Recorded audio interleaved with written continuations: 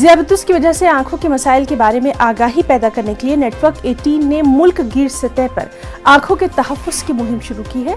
ये मुहिम का दूसरा मरहला है। इस मुहिम के तहत ख़ानदान के अफराद को आंखों पर ज़ियाबतुस के असरात के बारे में आगाह किया जा रहा है। पिछले साल नवंबर में आंखों की हिफाजत की मुहिम का पहला मरहला चलाया गया था। इसके तहत मुल्क भर में ज़ियाबतुस रेटिनोपैथी के बारे में बेदारी मुहिम चलाई गई थी। इस बार दूसरे मरहले में 30,000 से ज्यादा लोगों की जांच की जाएगी।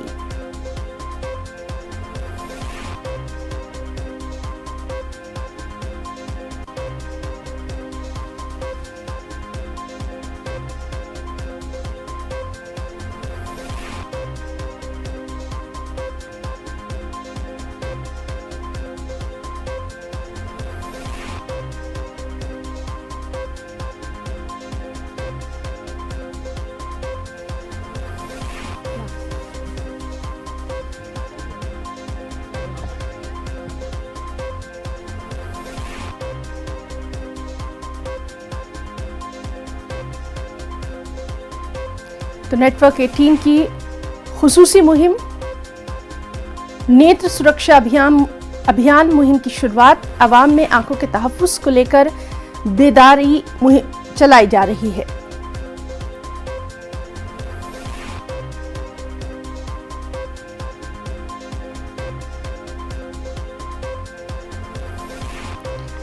तो आपको बताएं, ज़ियाबतुस यानी डायबिटीज की वजह से आंखों के मसाइल के बारे में जानकारी पैदा करने के लिए नेटवर्क 18 ने मुल्क गिर सतह पर आंखों के तहफ़्फ़ुज़ की ये खास मुहिम शुरू की है।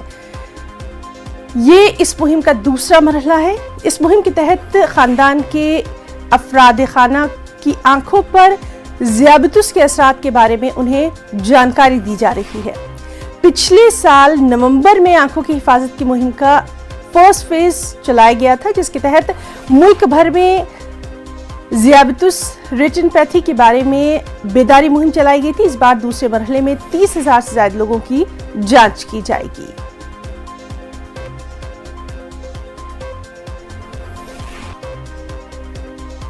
तस्वीरें आप देख सकते हैं नेटवर्क 18 की खुसूसी मुहिम नेत्र सुरक्षा अभियान।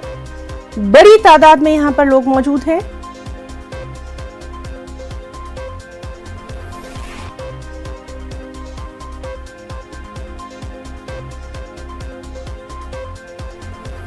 अवाम में आंखों के तहफ़्फ़ुज़ को लेकर खास बेदारी मुहिम चलाई जा रही है।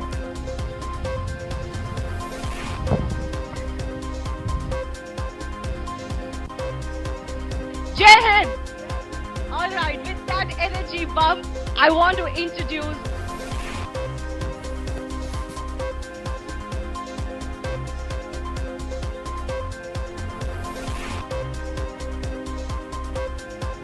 all Indians. Absolutely. This message goes from the BSF To every Indian. Yeah, that is one. That is. Why don't you give a message now that ma'am has asked you to? Yeah, to all India.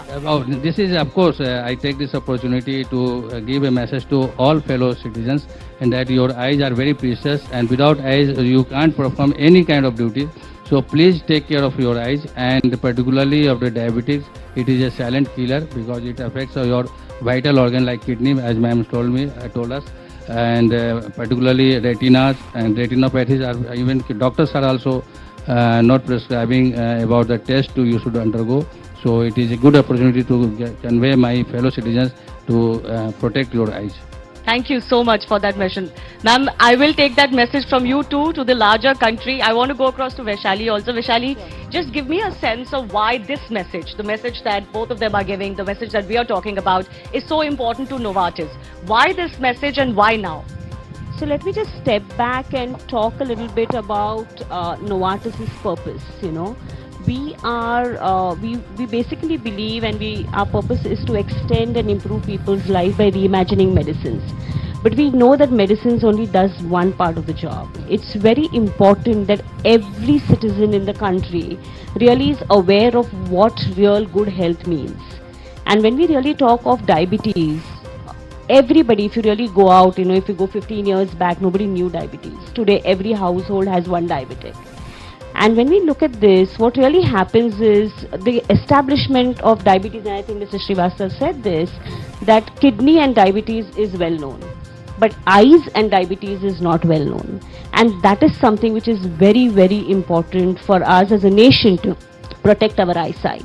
And when Netra Suraksha and rather Network 18 group was doing this, we thought there is no better opportunity than this to really partner with you guys to take this message of awareness forward and educate every Indian about the importance of eyes, importance of managing diabetes, and most importantly, protecting your eyes from diabetic retinopathy. We will talk a little bit more about the initiative of how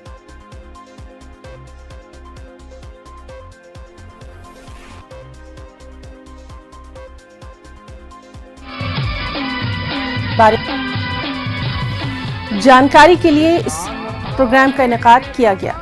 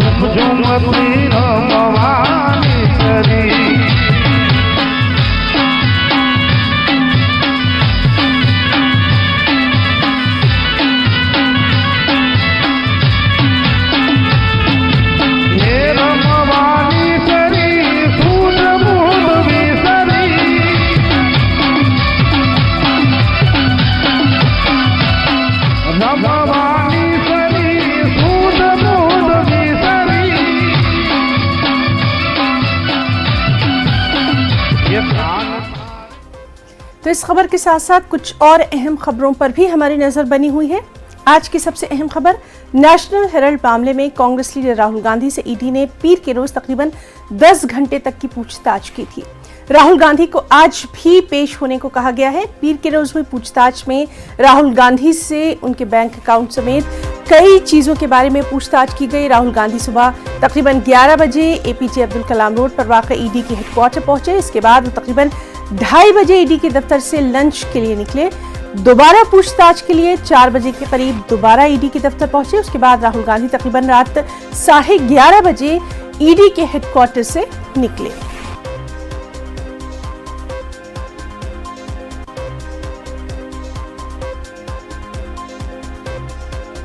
और आज फिर राहुल गांधी की ED के सामने पेशी के चलते दिल्ली की कुछ सड़कें बंद रहेंगी, यानी ट्रैफिक एडवाइजरी जो है वो जारी की गई है। आपको बताएं कि दिल्ली ट्रैफिक पुलिस के मुताबिक सुबह 7 से 12 बजे के दरमियान मोतीलाल नेहरू मार्ग, अकबर रोड, जनपथ, मानसिंह रोड पर जाने से गुरेज करें। खुसूसी इंतजामात के बायस इन सड़कों पर ट्रैफिक की आमदोरफ्त मुमकिन नहीं रहेगी। दिल्ली ट्रैफिक पुलिस के मुताबिक Golmethi junction, Tughlaq road junction, Claridges junction, Q point junction, Sunehri Masjid junction, Maulana Azad road junction और मानसिंह रोड जंक्शन के इस्तेमाल से सुबह 7 बजे से दोपहर 12 बजे के दरमियान अवाम गुरेज करें। और ईडी की जानिब से नेशनल हेराल्ड मनी लॉन्ड्रिंग मामले में राहुल गांधी को तलब किए जाने के खिलाफ कल मुल्क गिर सतह पर कांग्रेस के सीनियर लीडरों की सरबराही में जगह जगह एहतजाजी मुजाहिरों का इनेकाद किया गया था। और आज भी कांग्रेस कारकुन अपने एहतजाज को बदस्तूर जारी रखेंगे। आज तमाम कांग्रेस अरकान पार्लियामान को दिल्ली में कांग्रेस हेडक्वार्टर तलब किया गया है। सीधे रुख करेंगे दिल्ली का, हमारे साथ मौजूद है हमारे साथी रवि सिसोदिया। रवि, आपसे जानना चाहेंगे, कांग्रेस जो है वो आर पार की लड़ाई के मूड में नजर आ रही है। आज क्या कुछ खास नजारा जो है रहने वाला है? खासतौर पर कांग्रेस का जिस तरह से हम देख रहे हैं, तमाम सीनियर लीडर भी कल नजर आए थे। बिल्कुल, देखिए अभी थोड़ी देर प्रेस कॉन्फ्रेंस होने वाली है। कांग्रेस के जो मुख्य प्रवक्ता हैं महासचिव रणदीप सिंह सुरजेवाला वो जाने वाले हैं। सर, क्या आज भी कंटिन्यू रहेगा आप लोगों का प्रोटेस्ट? जी बिल्कुल, देखिए दिल्ली पुलिस को कैसे छावनी में बदल रखा है। इतनी भयभीत क्यों है मोदी सरकार? डरते क्यों हैं प्रधानमंत्री? भाजपा में सारे भ्रष्ट जाएं, वहां दूध के धुले हो जाएं। यहां स्वतंत्रता संग्राम की लड़ाई लड़ो। एक अखबार के पत्रकारों को तनख्वाह देने की लड़ाई लड़ो, उन पर मुकदमे। और कर्नाटक में 40% कमीशन पकड़ा जाए, येदुरप्पा जी पर ईडी का केस हो, हेमंत बिस्वा शर्मा जी की ईडी में पेशी लगे, वो जाएं बीजेपी में और दूध के धुले हो जाएं। लेकिन से बीजेपी कह रही है कि मामला अगर पूछताछ के लिए किसी को बुलाया जाए तो इस तरह का प्रोटेस्ट नहीं, क्या जरूरत है पूरी छावनी बनाने की दिल्ली को? छावनी कौन बना रहा है? बीजेपी बना रही है, मोदी सरकार बना रही है, या हम? दिल्ली पुलिस किसके नीचे आती है? हम तो केवल पैदल चलकर जाना चाहते हैं, इससे ज्यादा कुछ नहीं। बिल्कुल, देखिए हमारे साथ कांग्रेस महासचिव रणदीप सिंह सुरजेवाला थे, उन्होंने स्पष्ट किया कि आज भी जो प्रोटेस्ट है वो उनका जारी रहेगा। दूसरी तस्वीर आपको दिखा दूं, हमारे राइट साइड में अगर आप देखें तो ये कांग्रेस अकबर रोड है, अकबर रोड के एंट्री पॉइंट है, यहाँ पे ब्लॉकेट कर दिया गया, यहाँ से अब किसी को एंट्री नहीं हो सकती आने के लिए। पीछे की अगर बात करूँ, अपने वीडियो जर्नलिस्ट सोनू को दिखाऊं कि जो अकबर रोड का पूरा रास्ता है उस पूरे रास्ते को बंद कर दिया गया है। अभी यहाँ पे करीब 9:30 बजे एक बड़ी प्रेस कॉन्फ्रेंस होने वाली, जो कांग्रेस के राज्यसभा और लोकसभा के सांसद हैं उन सभी को यहाँ बुलाया गया इकट्ठा होने के। तो कहीं ना कहीं एक सॉलिडिटी की बात की जा रही है, मार्च दोबारा निकाला जाएगा। कल जिस तरह से प्रोटेस्ट हुए थे और जिस तरह से कई लोग हिरासत में लिए गए थे, उसके बाद से ऐसा बताया जा रहा है कि कई प्रदेश के जो लीडर्स हैं उनको दिल्ली बुलाया गया है और उनके साथ मीटिंग होगी और मीटिंग होने के बाद आगे की रणनीति तय होगी। तो ये माना जा रहा है कि कहीं ना कहीं आज भी जिस तरह के प्रोटेस्ट कल हुए थे उसी तरह का प्रोटेस्ट आज भी कांग्रेस करेगी। जी रवि, लगातार इस बेहद अहम खबर पर हमारी नजर बनी हुई है। आपका बहुत बहुत शुक्रिया अदा करना चाहेंगे बराह रास्त तस्वीर हमारे नाज़रीन तक पहुंचाने के लिए। तो नाज़रीन, हमारे साथी रवि सिसोदिया लगातार हमारे साथ मौजूद हैं, आज दिन भर हम उनसे अपडेट लेते रहेंगे। एक और अहम खबर, मनी लॉन्ड्रिंग के इल्जाम में ईडी के जरिए गिरफ्तार दिल्ली हुकूमत के वजीर सत्येंद्र जैन की जमानत की दरख्वास्त पर आज राउस एवेन्यू कोर्ट में समाअत होना है। वाज़ेह है कि कल ईडी की हिरासत खत्म होने के बाद सत्येंद्र जैन को अदालत में पेश किया गया था। सत्येंद्र जैन के वकील की जानिब से भी उनकी जमानत की दरख्वास्त दाखिल की गई थी, लेकिन ईडी के वकील ने कहा कि उन्हें जमानत की अर्जी पर जवाब दाखिल करने के लिए वक्त चाहिए। इसके बाद जमानत की समाअत आज तक के लिए मुलतवी कर दी गई।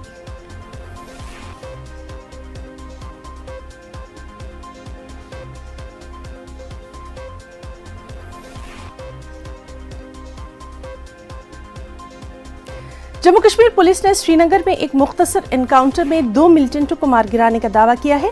IG police Kashmir zone Vijay Kumar ने निस्फ शब एक ट्वीट के जरिए इस बात की जानकारी देते हुए कहा कि पुलिस ने श्रीनगर के बेमना इलाके में 2 मिलिटेंटों को मार गिराया है। उन्होंने चंद मिनट बाद लिखा कि एनकाउंटर की जगह से मिले दस्तावेज के मुताबिक मारे गए एक मिलिटेंट की पहचान अब्दुल्ला गुजरी के तौर पर हुई है, जो फैसलाबाद पाकिस्तान का बाशिंदा था। दूसरे मिलिटेंट की पहचान आदिल हुसैन मीर उर्फ सुफियान के तौर पर की गई है, जो पुलिस के मुताबिक जनूबी कश्मीर अनंतनाग जिले से ताल्लुक रखता है। आदिल पुलिस रिकॉर्ड्स के मुताबिक साल 2018 में वागा के रास्ते वीजे पर पाकिस्तान चला गया था, वहां मिलिटेंट सफों में शामिल हुआ। मजीद जानकारी देते हुए पुलिस ने कहा कि ये लश्कर तैयबा के उस ग्रुप का हिस्सा थे जो सोपोर एनकाउंटर के दौरान भाग निकलने में कामयाब हुए थे और तब से पुलिस इनका पीछा कर रही थी और आज एक तेज कार्रवाई के दौरान इन्हें मार गिराया गया। आईजीपी कश्मीर ने कहा कि पाकिस्तान के हैंडलर्स ने श्री अमरनाथ जी यात्रा पर हमला करने के लिए आदिल हुसैन के साथ 2 पाकिस्तानी मिलिटेंट कश्मीर भेजे थे, लेकिन पुलिस ने आदिल समेत तीनों को मार गिराया। हमारे साथ मौजूद हैं श्रीनगर से हमारे साथी शबीर। शबीर, आपसे इस एनकाउंटर के ताल्लुक से जानना चाहेंगे, क्या कुछ इसमें तफसीलात हैं अभी? देखिए, जो तफसीलात है तकरीबन पुलिस ने पूरी की पूरी रात को ही दे दी थी। ये एक दिन कबल जो इनकाउंटर हुआ था श्रीनगर में ही, इसके मजाफात में श्रीनगर के संगम इलाके में, वो भी इसी तरह का एक इनकाउंटर है। बहुत ही मुख्तसर और शायद सबसे तेज, जैसे पुलिस ने कहा है कि स्विफ्ट इनकाउंटर। ये एक मतलब ऐसा लगता है कि जैसे कि दूसरी तरफ से गोलियां चली नहीं चली इसका पता भी नहीं चल पाया, या एक ऐसा कोविड ऑपरेशन था कि उसे तब तक पता ही भी नहीं चला कि वो जब तक निशाना बना। ये जो 2 मिलिटेंट मारे गए हैं।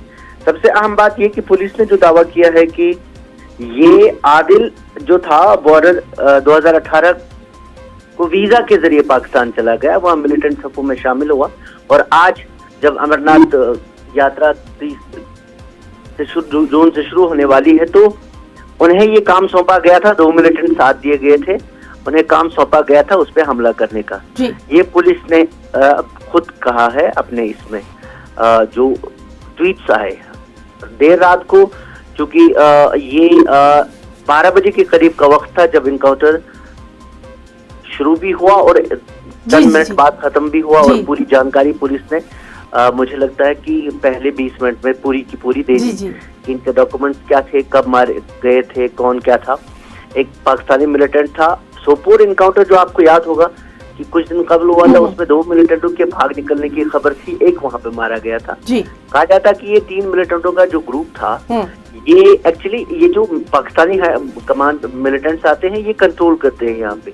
जो OEW का ग्रुप नेटवर्क होता है उनके साथ उनको किस तरह की कार्रवाइयां करनी और कहाँ कहाँ की जा सकती है, जी शबीर, पूरा उन इनपुट्स को लेके ये कार्रवाइयां करते हैं। तो सबसे अहम चीज ये कि जो अमरनाथ यात्रा को लेके पुलिस को काफी खर्चे हैं, उनमें से एक खतरा फिलहाल टाल दिया गया। जी शबीर, तो बहुत बहुत शुक्रिया आपका अदा करना चाहेंगे तमाम तफसीली जानकारी के लिए। और नाज़रीन, आपको सीधे लिए चलेंगे रणदीप सिंह सुरजेवाला की प्रेस कॉन्फ्रेंस में। आइए देखते हैं वो क्या कह रहे हैं। मंत्री जी ने कहा, सर्वदलीय बैठक में कहा, न कोई घुसा है और न कोई आया है। तब विपक्ष की एकमात्र आवाज श्री राहुल गांधी ने सरकार की इस झूठ को घेरा और देश की माटी के लिए, शहीद जवानों के लिए आवाज उठाई। आज 2 साल बीत जाने के बावजूद भी चीन को भारत मां की सरजमी से खदेड़ नहीं पाए, इसलिए श्री राहुल गांधी से परेशानी है। दूसरा, महंगाई से हो रही जनता की बदहाली पर श्री राहुल गांधी ने लगातार सरकार को घेरा। पेट्रोल डीजल के दामों पर, रसोई गैस पर के दामों पर, CNG PNG के दामों पर, बढ़ते खाने पीने की वस्तुओं के दामों पर उन्होंने लगातार देश के मध्यम वर्ग, देश के नौकरी पेशा लोग, देश के गरीब, देश के दलित, देश के पिछड़े, देश के आदिवासी की आवाज उठाई और सरकार को घेरा, जिसका जवाब सरकार के पास नहीं, इसलिए श्री राहुल गांधी से परेशानी है। तीसरा, डूबती अर्थव्यवस्था और गिरते रुपये को लेकर, MSME की बदहाली को लेकर, छिनती नौकरियों को लेकर, चौतरफा 45 साल की सबसे भयंकर बेरोजगारी को लेकर, युवाओं के गुस्से को लेकर श्री राहुल गांधी ने सवालों की झड़ी लगाकर मोदी सरकार को घेरा, इसलिए श्री राहुल गांधी से परेशानी है। तो आज लगातार कांग्रेस जिस तरह से जारहाना मूड में सड़कों पर नजर आ रही है, उस पर हमारी नजर बनी हुई है। फिलहाल रुकना चाहेंगे एक छोटे से ब्रेक के लिए।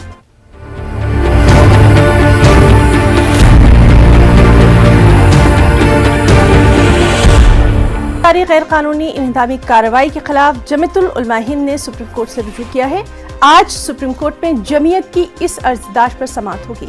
वाज़ेह है कि 10 जून को आहनत रसूल के खिलाफ हुए एहतजाजी मुजाहरों के बाद यूपी हुकूमत एहतजाजियों के खिलाफ कार्रवाई कर रही है। गिरफ्तारियों के अलावा एहतजाज में शामिल होने वाले लोगों के मकानात और इमलाक को मुनहदिम किया जा रहा है। यूपी हुकूमत कानपुर, इलाहाबाद और सहारनपुर में इंतजामी कार्रवाई को अंजाम दे रही है। जमीयतुल उलमा हिंद ने अपनी अर्जदाश में सुप्रीम कोर्ट से यूपी हुकूमत को इस गैर कानूनी कार्रवाई को रोकने और मुतासरीन को मुआवजा देने के अलावा इंहदामी कार्रवाई में मुलव्विस महकमों और अफसरान के खिलाफ कानूनी कार्रवाई की अपील की है।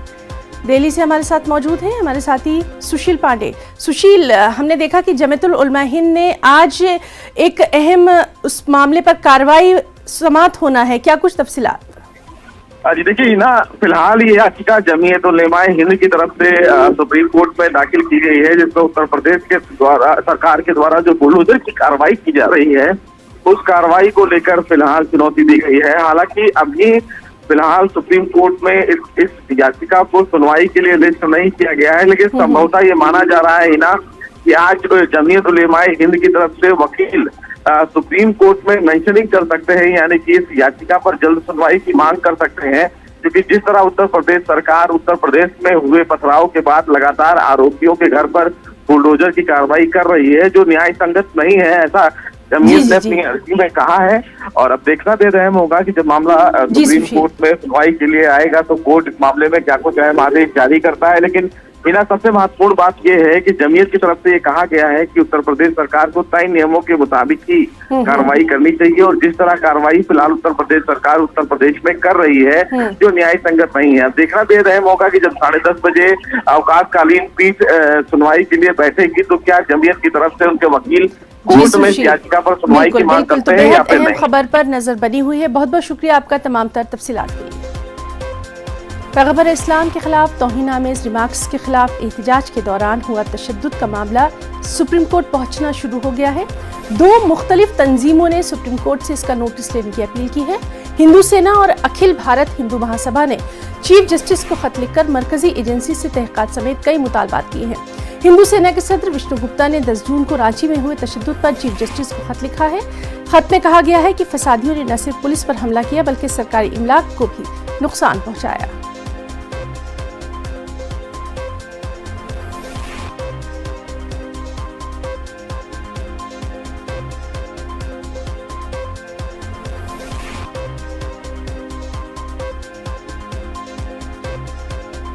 रुकन पार्लियामेंट असदुद्दीन ओवैसी के पुरी जगन्नाथ मंदिर पर दिए बयान पर हंगामा बरपा हो गया है।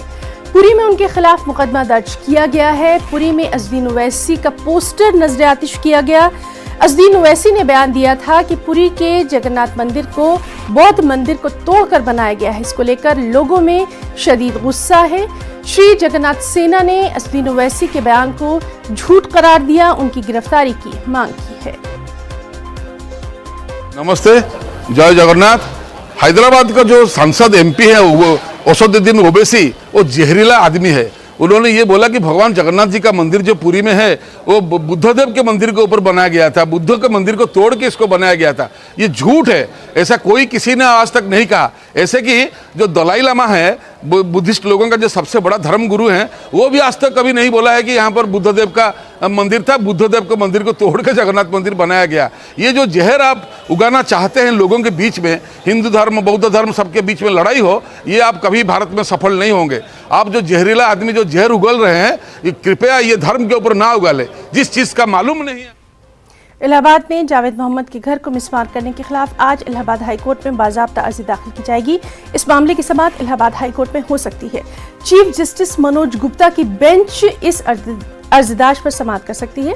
इससे पहले पीर के रोज इलाहाबाद हाईकोर्ट ने इस मामले में 6 वकला के जरिए दाखिल लेटर पिटीशन को चीफ जस्टिस ने खारिज कर दिया था। इसमें दावा किया गया था कि इंतजामिया ने जिस मकान को जावेद मोहम्मद का समझकर मुनहदिम किया है वो जावेद मोहम्मद की अहलिया के नाम था, जो उन्हें शादी से पहले तोहफे में मिला था।